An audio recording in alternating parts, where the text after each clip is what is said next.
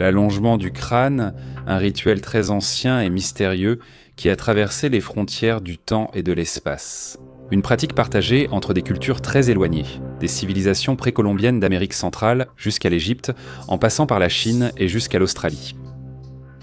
Mais que se passerait-il si nous découvrions que ce rituel n'était pas seulement un ensemble cérémoniel complexe, mais plutôt un indice de l'existence d'un peuple ancien, ou si cela était même le signe révélateur de l'existence d'une civilisation d'origine non terrestre? Aujourd'hui, nous allons explorer l'une des énigmes les plus fascinantes de l'archéologie, les crânes dolichocéphales découverts dans différentes parties du monde. Quelle est la signification exacte de ces vestiges? Pourquoi inspire-t-il toujours l'imagination et les recherches des chercheurs? Préparez-vous à un voyage extraordinaire dans une époque lointaine, un voyage qui pourrait bouleverser tout ce que nous croyons savoir. Mais avant de partir pour cette aventure, si vous ne l'avez pas encore fait, abonnez-vous à la chaîne pour nous soutenir et ne pas manquer nos nouvelles vidéos. Le terme scientifique pour désigner cette condition est dolichocéphalie. Les crânes retrouvés dans différentes parties du monde avec cette forme particulière ont été, dans la plupart des cas, modelés par la pratique du bandage crânien, un procédé connu sous le nom de déformation crânienne. Comment cette procédure était-elle effectuée? Le crâne d'un nouveau-né est remarquablement flexible à la naissance et conserve cette caractéristique pendant plusieurs mois. Par conséquent, il devient possible de modeler la forme du crâne en appliquant un bandage ou une corde autour de la tête, ce qui, associé à l'utilisation d'une planche placée derrière et parfois devant le crâne, peut progressivement en modifier la forme. Selon de nombreux chercheurs, la période nécessaire pour effectuer cette modification variait généralement de 6 mois à 3 ans. L'allongement du crâne, selon les chercheurs, pouvait avoir différentes significations. Dans certaines cultures, il était le symbole d'un statut social élevé et servait à distinguer les membres d'une élite ou d'un groupe ethnique particulier. Dans d'autres, il était considéré comme une caractéristique de beauté, et donc ceux qui le possédaient étaient les plus désirés. Certaines théories suggèrent aussi que cette pratique était liée à des rites et croyances religieuses. Sommes-nous certains qu'il ne s'agit que de cela ou l'allongement du crâne cache-t-il une réalité plus complexe et mystérieuse? En 1928, Julio Tello, l'un des plus grands archéologues péruviens, a effectué plusieurs fouilles sur la péninsule de Paracas, qui se trouve à quelques centaines de kilomètres au sud de Lima. Le travail de Tello a mis au jour un vaste cimetière richement aménagé, dans lequel chaque tombe contenait des familles entières momifiées. Chaque membre de la famille était enveloppé dans de précieux tissus colorés, mais l'aspect le plus curieux n'était pas là. Il résidait dans certains crânes des momies. Ceux-ci apparaissaient extrêmement allongés. Comme nous l'avons dit précédemment, cette pratique était utilisée dans plusieurs parties du monde. Les crânes de Paracas présentent néanmoins des caractéristiques uniques. La technique de la déformation crânienne est capable de changer la forme du crâne, mais elle ne peut pas agir sur son volume. Tello, lors de ses fouilles, découvre environ 300 crânes qui avaient un volume crânien supérieur de 25% à la normale, mais ce n'est pas tout, le poids est également différent. En effet, ceux-ci pèsent en moyenne 60% de plus que les crânes humains contemporains de la même région. Si donc, grâce à la pratique du bandage, il est possible de changer la forme d'un crâne, qu'est-ce qui peut influencer leur volume? Certains chercheurs ont émis l'hypothèse que ceci pourrait en être le résultat d'une maladie connue sous le nom d'hydrocéphalie, qui tend à augmenter le volume du crâne en raison de l'accumulation de liquide céphalorachidien. Mais cette hypothèse ne tient pas, et ce pour au moins 2 raisons. La première raison est sans que le professeur Tello a trouvé environ 300 crânes dans ces conditions, ce qui est statistiquement impossible car il s'agit d'une pathologie très rare. La deuxième raison est sans que les caractéristiques de la déformation du crâne sont différentes. Un crâne hydrocéphale prend une forme plus sphérique et non allongée à l'arrière comme ceux retrouvés à Paracas. En plus de cela, d'autres anomalies ont été mises en évidence. Par exemple, une différence dans la composition des os du crâne a été constatée. En effet, dans celui-ci, la suture sagittale n'est pas présente et il présente des pommettes plus prononcées. En outre, les orbites oculaires diffèrent de celles des crânes humains classiques. Tous ces aspects portent à croire qu'il s'agit davantage d'une différence génétique que d'une caractéristique résultant d'une simple pratique de déformation, pratique qui, de toute façon, n'aurait jamais pu générer des anomalies aussi marquées. Sur cette chaîne, je vais en profondeur sur des sujets difficiles à expliquer, et plus on creuse, plus il devient difficile de savoir ce qui est vraiment réel. C'est pareil avec notre argent. La bourse est complexe et difficile à vraiment comprendre, alors je me suis aussi plongé là-dedans. Et c'est comme ça que j'ai découvert Mintos, une plateforme qui vous permet d'investir dans des prêts et de gagner des rendements de façon plus régulière. Plutôt que de prédire un marché instable, voici quelque chose que vous pouvez vraiment comprendre, contrairement aux mystères que j'aborde sur cette chaîne. Et comme vous venez par ma chaîne, vous pouvez obtenir jusqu'à 350 € de bonus lorsque vous investissez 500 € ou plus. Stable, prévisible, ça se déroule jour après jour. Vous pouvez l'analyser, le filtrer, voir ce qui s'y trouve réellement. Vous n'avez pas à deviner ce qui est c'est réel sur Mintos, c'est réel. Le rendement moyen des prêts est de presque 11%.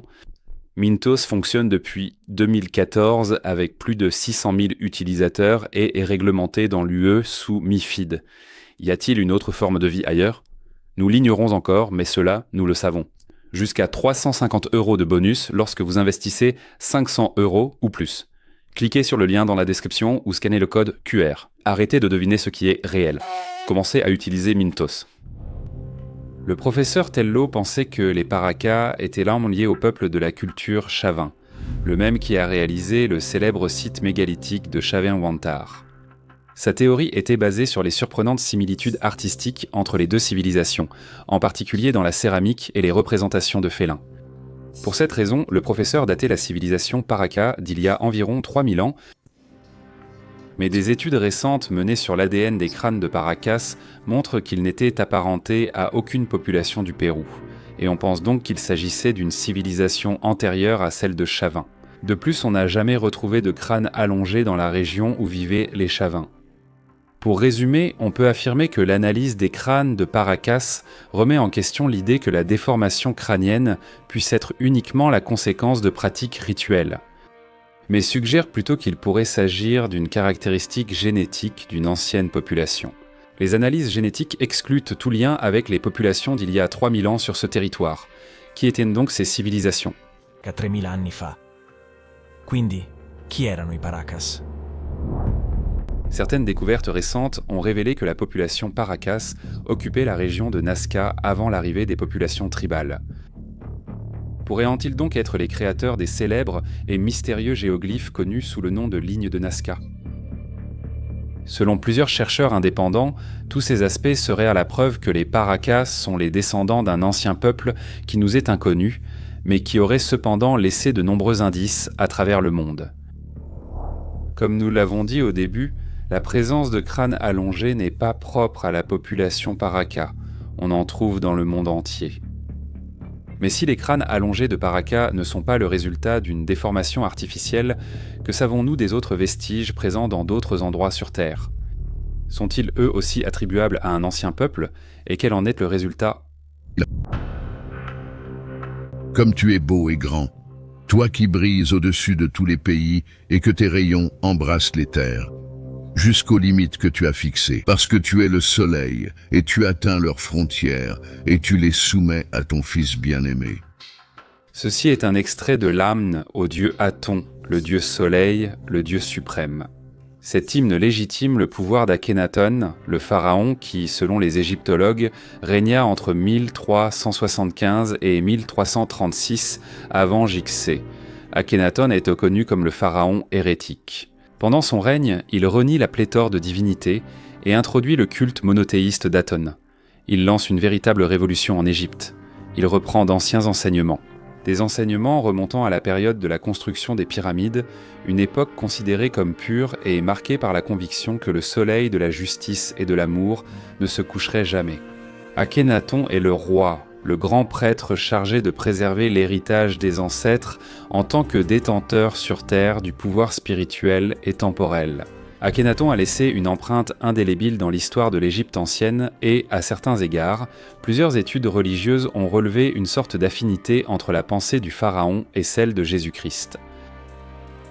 Mais ce ne sont pas seulement ses pensées et ses actions qui ont fait d'Akhenaton une figure marquante de l'Égypte ancienne.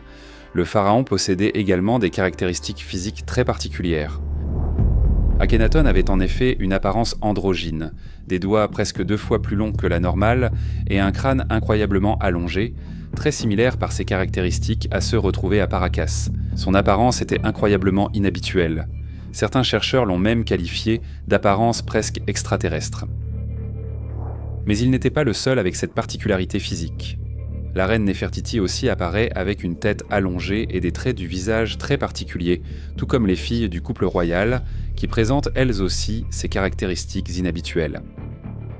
Pour expliquer l'apparence inhabituelle d'Akhenaton, certains chercheurs ont avancé l'hypothèse que le pharaon souffrait d'une pathologie particulière, le syndrome de Marfan.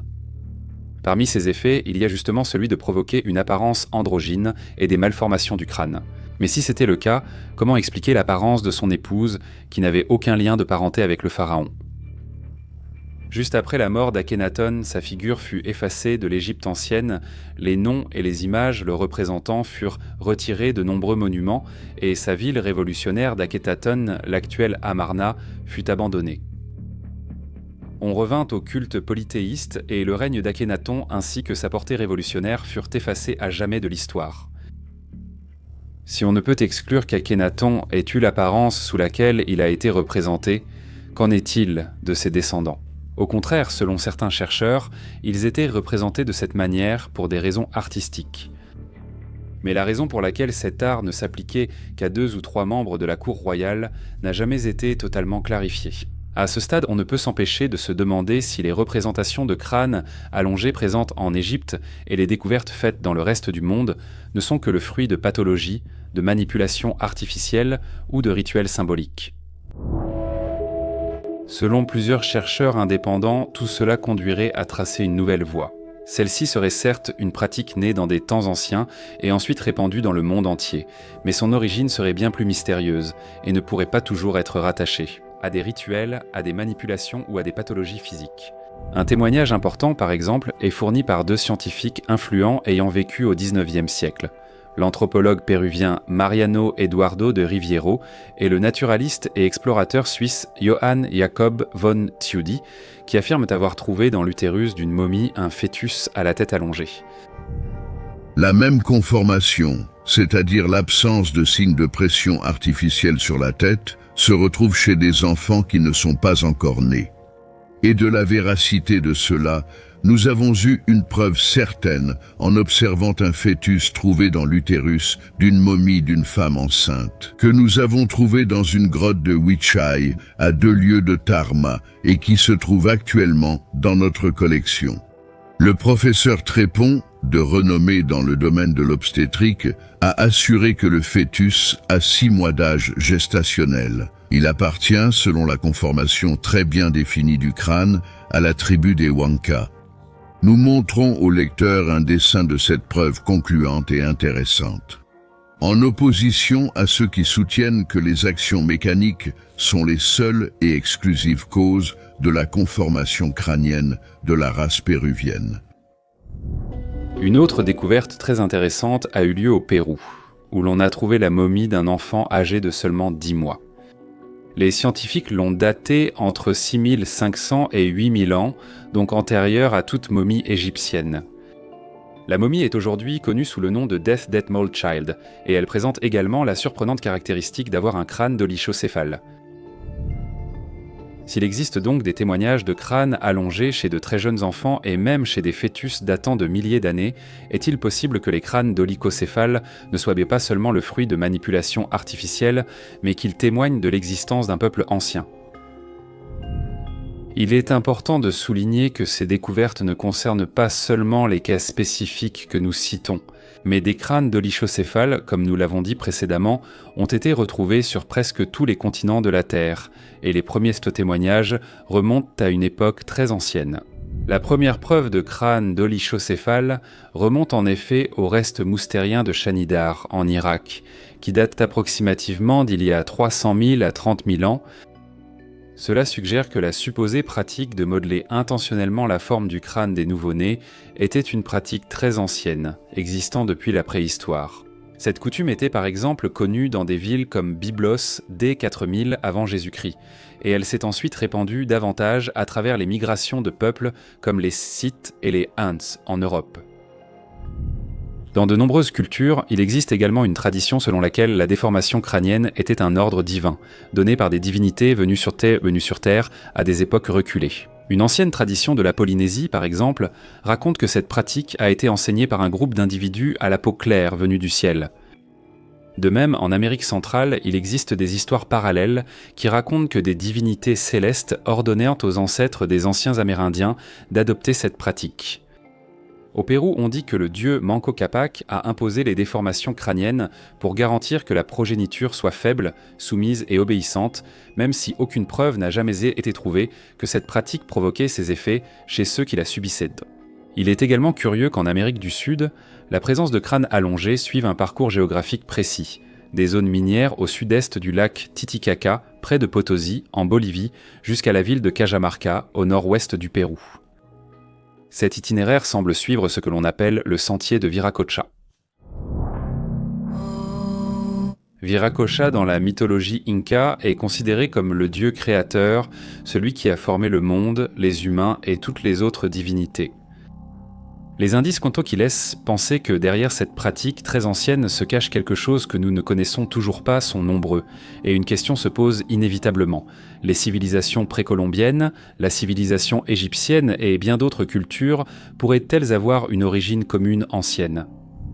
Les hypothèses, bien sûr, sont très nombreuses. Certains pensent que les hommes au crâne allongé étaient un peuple très ancien, doté de sagesse et de connaissances, dont l'origine se perd dans les profondeurs du temps. D'autres chercheurs pensent au contraire que ces hommes au crâne dolichocéphale sont le témoignage d'un peuple venu des étoiles, la preuve d'un très ancien contact entre les hommes et une civilisation extraterrestre. Actuellement, pour vérifier cette hypothèse, diverses analyses ADN sont en cours sur les crânes allongés. Cependant, les données fiables ne sont pas encore disponibles, mais dès qu'elles seront publiées, nous en parlerons dans les prochaines vidéos. Mais en conclusion, au moins d'une chose nous pouvons être certains. Cette tradition a été très importante pour nos ancêtres, au point de s'être répandue dans le monde entier et d'avoir été transmise jusqu'à l'époque moderne. Bien maintenant, nous sommes curieux de connaître votre avis. Écrivez dans les commentaires ce que vous en pensez. Nous en reparlerons bientôt, et si vous avez aimé la vidéo, n'oubliez pas de vous abonner à la chaîne pour soutenir notre travail. À la prochaine histoire.